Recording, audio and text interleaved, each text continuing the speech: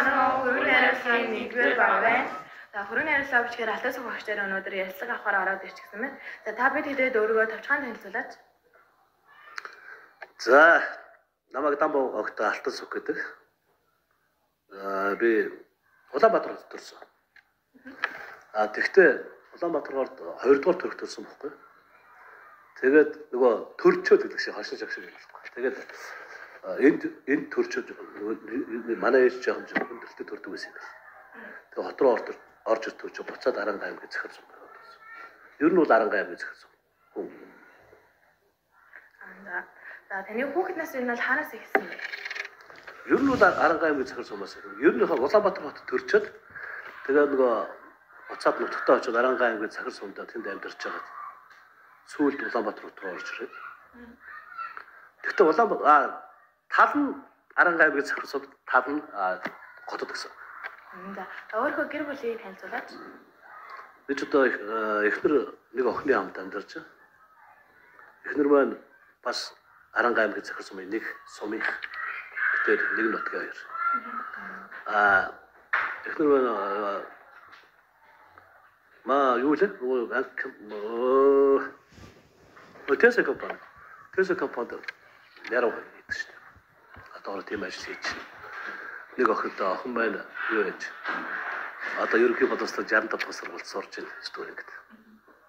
За таны хүүхэд насны сонирхол юу нь өсөл мөрөөдөлтэй нь юу байсан бэ? Баг ахтай их олон сонирхолтой байлаа шүү дээ. Гэхдээ ер нь бол голдоо ер нь тийм урлаг талын тийм хүүхдөөс шүү. Дуулах дуртай. Багаасаа дуулах дуртай байсан. Та хаан сургуулиуд төгссөн бэ? Аранга аймгийн захирсан хүнд 1, 2, 3 дугаар ангид байхдаа Аранга аймгийн захирсан хүнд сураад тэгээд бусдын Улаанбаатар хотод орж ирээд одоо энэ 62 дахь сургуульд төгссөн байна. Та багшийн мэргэжлийг анх яагаад эзэмших хүссэн? Энэ бол их учиртай юм байна шүү дээ. Багшийн мэргэжлийг эзэмсэхээс гадна ер нь бол яг би өөрөө урлагийн тийм хүүхдээс байхгүй. Тэгээд би ч анх нөгөө Дөрийн театрт дагалдан дуучнаар ороод сургуульд орохосоо. Тэгээд Дөрийн театрт дагалдан дуучнаар ороод 7 сар яваад тэр чинь нэг жил болоод жингэлдэг байхгүй. Тэгээд яг жингэлтгийн даваа дээр би хөдөө явдаг байхгүй. Хөдөө яваад хөдөө очиод сомдоо очиж амьдэрсэн. Тэр тухайн үед надад хэдэн он байсан. Тарван тоглол гараад. Тэгээд сомдоо карантинлэгчдэг байхгүй. Тэгээд карантинлэгч нөгөө Дөрийн театрт байсан нөгөө 7 сар ажилласан байж 3, 4, 5 сар болоод жингэлэх байсан юм. Тэнд очиод карантинлэгчд нөгөө ажиллаа хаяад. Тэгээд ерөөсөө тэр юугаа яаж чадаагүй. Дөрийн театрт төгч чадаагүй хөдөө карантинж байж байгаад буцаж Улаанбаатар хот руу орж ирээд. Тэгээд 2000 онд соёлын дээд сургуульд одоо коллеж соёлын коллеж гэсэн байсан. 2000 онд ороод 2004 онд төгссөн байна. Тэгэл багшуулах гараамай тэндээс эхэлсэн байна.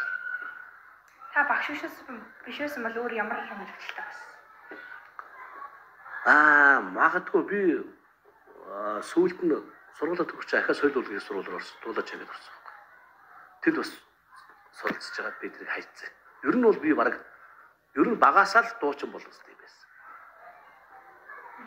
Та хамгийн хэдэн онд багшлж эхэлсэн бэ? 2015 оноос. Одоо хүртэл. Танаас ажиллагаараа эхэлсэн бэ? Ажлын гараагаа Аранга аймгийн захир сумаас соёлын төвийн номын сонж хийж эхэлж байлаа. Тэгээ би нөгөө сургууль төгсчөө буцаад нутагтаа очсон байхгүй. Тэгээ нутагтаа очиж амьдарч байгаад 15, 14 онд эргэж орж ирээд тэгээ 15 онд 60 дахь сургуульд одоо хүртэл ажиллаж байна. Багшийн мэргэжлээс хамгийн гоё гэсэн зүйл яг энэ мэргэжлэр ажиллах яг юу нь гоё вэ? Яг нөгөө миний мэргэжлийн онцлог байгаад байгаа байхгүй. Би ч өөрөө нөгөө урлагийн чиглэлээр одоо соёлын дэд сургууль чинь хөгжмийн багшаар төгссөн байна шүү дээ. Тэгэхээр тэр урлагийн мэдрэмж гэдэг бол бас гоё шүү дээ. Тэгээд 10 жилд орж ирээд хөгжмийн багшаар ажиллана гэдэг бол бүр гоё. Хүүхдүүдтэй дуулах, бүжиглэн. Тэгэхээр ч одоо хүүхдүүдтэй одоо өдөр болгон хүүхдүүдтэй харьцна гэдэг бол маш гоё байхгүй. Хамгийн том амжилт. Тэгэхээр амжилтууд бас нэлээд байна. Олон байна шүү. Зарим нэг санахгүй нь одоо ер нь бол одоо хөгжмийн багш чинь нийлээд хөгжмийн багш нарын хамгийн том тэмцээн хөгжмийн багш нарын хамгийн том тэмцээн шүү. Найрал бүрийн тэмцээн гэж байдаг байхгүй. Тэгээ одоо нараа багштайгаа бас алтан багш нартай энэ хамтраад бид нар чинь дүүрэгт 3 удаа төрлөө. 2 удаа шүүгрөөд нийслэлд нэг тусгай байр. Усан шаргын нэрмжт нэг шаргуугаар нэмжт шагналаад хамгийн сүүлд нийслэл явуулсан. Ажлын хугацаанд тулгарч байсан бэрхшээл. Тэгэд бэрхшээлүүд олон байна шүү дээ. Энэ чинь сургуулиуд төгсөөл дөнгөж гарч ирээл хөдөө орон нутгад ажилласан болохоор бас ч гайгүй байсан. Тэнд нөгөө номын санчаар ажиллахдаа хүүхдүүдтэй ном түгээд тэнд зүгээр ус хүүхдүүд ажиллахгүй шүү дээ, тийм ээ. Хүүхдүүд ном түгээд хажуугаар нь дуу заана, хажуугаар нь бүжиг заана. Тэнд нөгөө нэг анх ажлын гарга эхлэхдээ тэнд бас хүүхдүүдтэй байсан болохоор эргээд 15 онд багшаар орж ирээд ажиллахад бол бас гайгүй түүрдэхгүйсэн шүү. Гайгүйсэн. Тэгэхээр цагаараа юу гэдэг вэ? Ер нь хобби байгаа юу? Ер нь тэгэл хоббич хөгжмөө чиглэлээ шүү дээ. Би ч ерөөсөө хөгжмөө чиглэв. Гэхдээ багасаа сакс тоглоно, волейбол тоглоно. Ер нь тоглохгүй байхгүй. Бүгдэд оролцсон. Бас оролцсон. Одоо л нэг юм жоохон таргалцаад байгаа бол ерөөс өгöd гайгүй шүү дээ. Тэгээс сакс максыг бол сайн тоглодог байсан шүү. Та өөрөө 3 үгээр илэрхийлбэл. За би ч одоо өөрийгөө 3 үгээр хэлвэл би ч одоо юу юм бэ? Ер нь бас яхад худлаах дургу. Тэгээд ер нь бас хүний итгэлийг бас гайгүй авчдсан болов гэж боддог шүү дээ өөрийгөө. Надад итгэсэн хүмүүс өндөө байдал одоо надтай зүг ажиллаж байгаа хүмүүс байна. Манайх ч бас ноён нуруутай шиг намайг тэгдэг шүү дээ. Тэгэхээр бас гайгүй юм шиг бодогдоод байдаг шүү дээ. Одоо гуравдах нь одоо бас толгодод биш бас тийм. За эвгүй. Би өндөгч өөрийгөө тэгж бодож байгаа юм биш үү?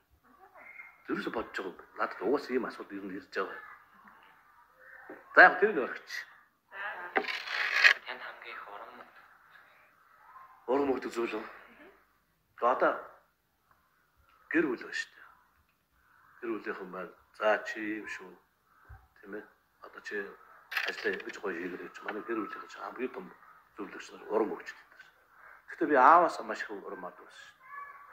Манай аав ч өөрөө жолооч насаараа жолооч байсан. Тэгээ аюулгууд болдог. Одоо энэ Аранга аймгийн захир суул бас төр суулд манай ээж ч бас Аранга аймгийн захир суул.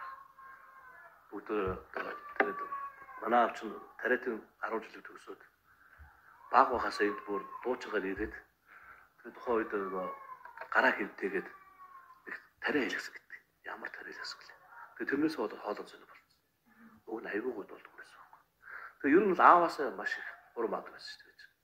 Жохон бах хэл манай аав ч чав. За тэр хөшгөний хойноос гарч ирээд дуул гэж намайг. Тэгээд би гарч ирээд дуул. Тэгээд хамт болсоо бас яг урам авч байна. Багшийн мэргэжил танд ямар үнцэнтэй бодож байгаа? Багшийн мэргэжил үнцэнтэй сайхан мэргэжил шүү дээ. Одоо тэгэхээр та нар одоо хараа л да.